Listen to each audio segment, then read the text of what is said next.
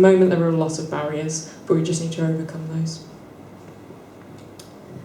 I think for me, within the next 5 years, I think we'll see real progress with printed electronics and conductive materials, which I think Kate can probably talk a little bit more about. Yeah, so a lot of people, when they talk about additive manufacturing, they think of, 3D parts. A lot of what I do is actually 2D, printed electronics, integrated circuitry into clothing or, into paper, and I think that will be a big thing. Well, I hope so, because my research career, relies on it. So I think we'll finish on that note, shall we? Yeah. Hopefully you found that interesting this evening, and you've learned a little bit. I have as well. All right, I've got to make a plug, I've just been told. I can never remember how to pronounce this lady's name.